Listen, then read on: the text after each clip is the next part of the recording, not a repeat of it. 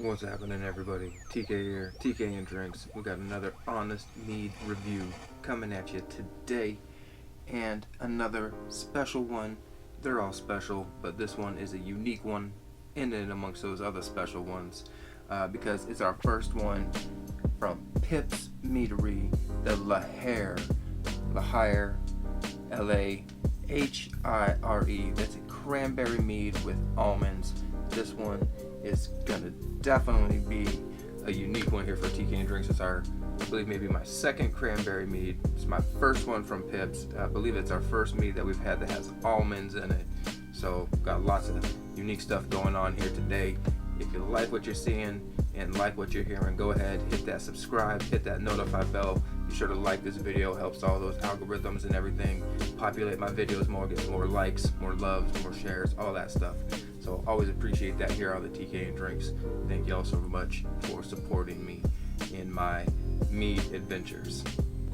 That being said, today again we're getting into the Lahire mead from Pips Meadery. They're out of I want to say somewhere in Illinois, Beach Park, Illinois. I'm not quite sure where that is. Pretty sure it's in the Chicago-ish area. Most everything is that's in that. Not most everything. There's just a ton of meaderies in that area. It's really well known for being full of kick-ass meaderies, and Pips is no exception. So they're pretty highly sought after. They're very well known, well renowned in the mead world. I'd heard some chatter about these guys when I was at Mazer Cup and how cool their stuff was and whatnot. So I kind of been straying away from trying it. Just because of some personal prejudice and some bullshit that was on me. So, I apologize to Pips Meadery for that, for kind of having a shitty attitude and everything. It was definitely all me. But giving up on that, past that, got a bottle here. I did pop it. You can see already I did that on my live video I did for my Tuesday night live back on 125. So you can go check that video out if you want to see the full opening the bottle and experience and all that stuff. But I do have a quick little video here and get some little overtones of what exactly happened there at the at that bottle popping. So let's check that out. Ooh, very like it's gonna be cranberry almonds, almost like amaretto. So I definitely get the almond. I don't know if you ever had amaretto liqueur, but definitely has that. Ooh, and a very true cranberry aroma to it as well. So, man, strong cranberry. Almost smells like stereotypical store-bought cranberry juice. Like, it definitely has a very true cranberry essence to it. And just on that back end of that last sniff there, I started to get some of the honey sweetness comes in on the backside, the sharp kind of cranberry tartness right up front, and then the wafting end of the sweet amaretto. It's the honey and the amaretto. Again, it smells like amaretto liqueur. It smells like an almond liqueur almost in the backside. I'm gonna actually have to say this one's a bit cloying on my side. I'm kind of, actually I have to say I'm kind of disappointed in that it's the texture of it is what it is. The mouthfeel on it is so thick and heavy. The flavor is on point, like dried cranberries, like sweetened dried cranberries. Has a very true cranberry character to it. Yes, it does have a very true cranberry character to it, and that's one of the things that I do like about it. It's a cranberry mead. The cranberry character comes through very strong.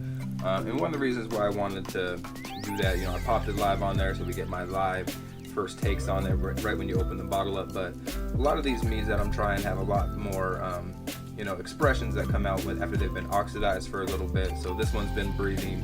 See if we can't get some more unique and subtle characters out of there that might not have been present when I first popped the bottle. So one of the things we are going to do though definitely is get that slow pour going on. So here comes the slow pour.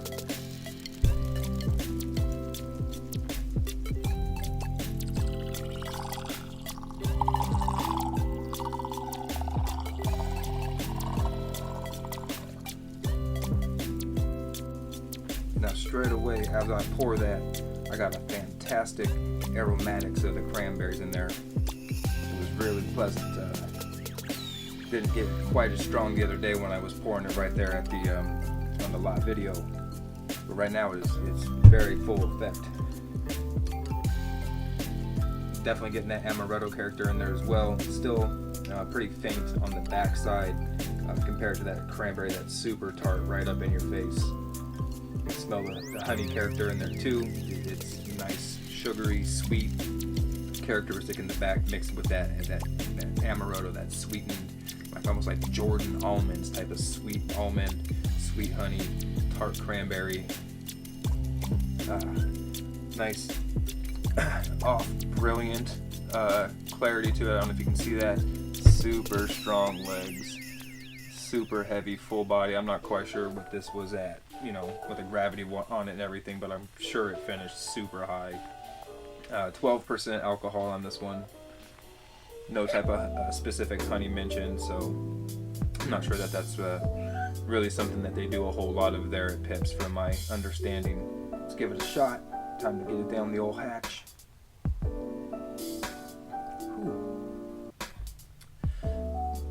Definitely got the astringency that hits you straight away. Strong cranberry characteristics, you know, something like you find in a true cranberry juice. That dryness that comes across the palate as well. You get the honey character that cuts through that, the sweetness. Now, I do pick up a little more acidity today than I did the other day when I was drinking it, which I think is nice because it was much more on the cloying side, very flabby to me at that time. Not so much right now. I feel like it's really mellowed out a little bit. Maybe that oxidization's helping it, but there's some counterbalance to the exuberant sweetness that was there the other day that is still present today, but like I said, the other characters seem to be balancing that out more. Nice tannins, very pleasant to drink. Again, very full body, very memorable mouthfeel, super strong legs. Very slight warming, alcohol warming. Again, I didn't get it the other day because I think it was covered up by the amount of sweetness I was just perceiving. But it is definitely delicious cranberry flavor. The almond, it tastes again like a sweet amaretto. It is very pleasant.